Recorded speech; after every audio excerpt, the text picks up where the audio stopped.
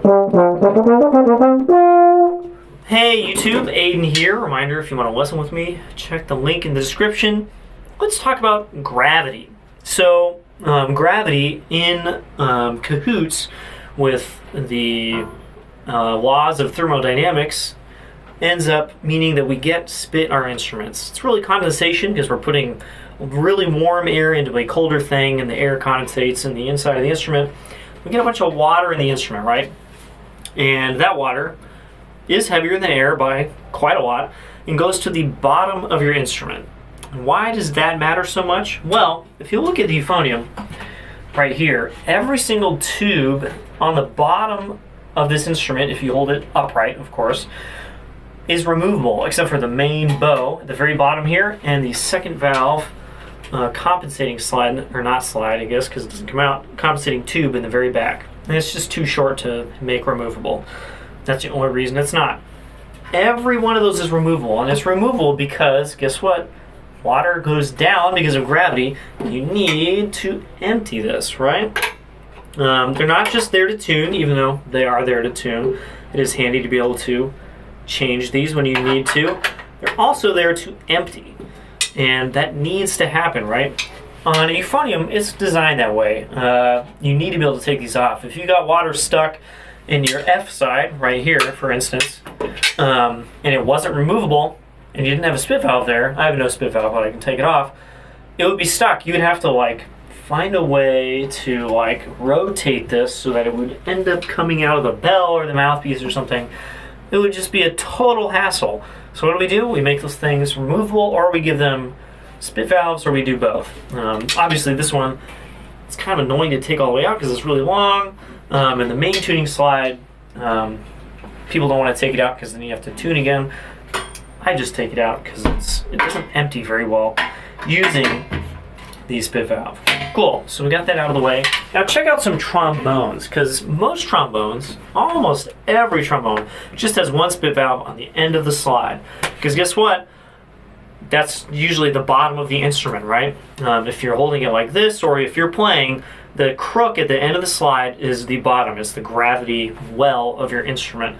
And you'll notice that the spit valve is kind of at like a 45-degree angle. So if you empty it with a horn like this, the spit valve is at the bottom.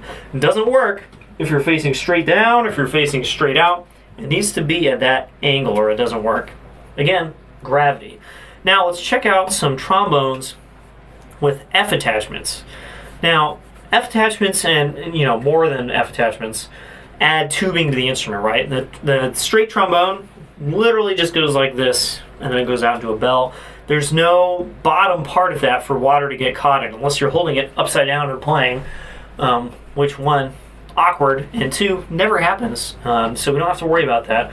But F attachment and, well, just in general, more valved trombones have some stuff on the bottom, right? So check out an example here. This is the King 3BF. Hey, cat, he's out there somewhere. There's two spots, actually. One of them more major than the other, where water will get stuck because it's the bottom, right? So generally the trombone is somewhat of this an angle. It's either like this, because it's like resting, or it's not quite level, right? And one of those places is this obvious spot right here, right? This is a place where water is going to get caught.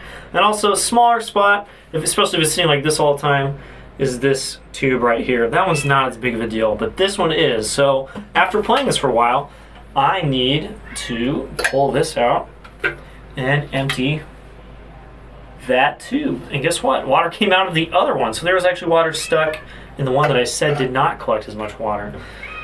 You've got to do this or water just builds up, right? Think about what's going to be on the bottom. This is on the bottom and there's no way for water to come out. Even if you blow real hard, it's not going to overcome the gravity, so you need to empty it out. Check out my bass trombone. This one's not as egregious as some bass trombone wraps, but look at this side. The F wrap comes out like this and then has this. This can be the bottom, but it isn't always the bottom. If you put the horn like this, all of a sudden this drains all the way down. You're solid. You don't have to worry about it. But on this side for both valves, this section right here is below the valve by a pretty good margin, so water will get stuck in these two spots. I have to empty these. There might be some in here right now pretty regularly. Yeah, there's a bunch in that one. water will get stuck. And they don't have spit valves, so you don't get to just go bloop, bloop, bloop, and empty them out that way, right? One big thing that people don't realize about Thayers is that there's a huge portion of it that is at the bottom of the instrument, right? Even if you're holding it this way or this way, this whole return tube right here is at the bottom of the instrument, and it will collect water. People have gotten water keys added to this little part right here so they can just go burp, burp, burp, and empty that water out. Let's see if there's any in here right now. Might be. Yep, a little bit. There we go. I usually empty at the end of the day, but after sitting for a few hours overnight, there's going to be a little more in there again. Anyway, and here's an example of an instrument that really needs to have stuff, right? Look at all these things right at the bottom. Bottom, bottom, bottom, bottom, bottom, bottom, bottom. The D attachment, the first valve right here, is actually pretty well designed. There's the top of it, so there's no extra wrap up here. It just does this and comes down. So if you're holding it like this, all of it drains into the trombone. If you hit the valve, it all goes to the slide. You don't have to worry about it. But this B flat attachment, there's this tube right here that I guess can lead into the valve. On the other side, we have a tuning slide right here that has no spit valve on it. Push that all the way in, and then we have another one right here that does have a spit valve on it. And my friend who I bought this from had to have this added because otherwise there's no way to get water out of this.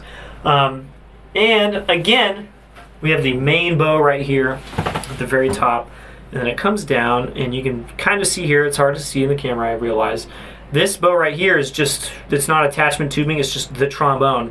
And there's no spit valve or anything on this, so every once in a while, this way, right? There we go, I have to think about it. Every once in a while I have to empty this horn, like so, and there's a little bit of water coming out right now because water will get in this part. And there's no way to get that out except to flip it over. We do have to think like French horn players every once in a while and empty out the stuff at the bottom of the instrument. That's all I got. See you guys next time.